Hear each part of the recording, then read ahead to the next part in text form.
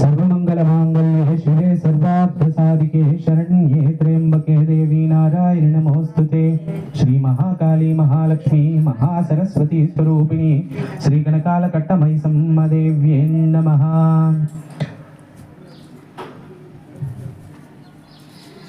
स्वर्ण कुंकुम तिलक अभिषेक ప్రారంభ పసుపుతో కుంకుమతో గంధంతో కొంచెం కొంచెం వేసి మీరు దానికి అభిషేకం చేయండి.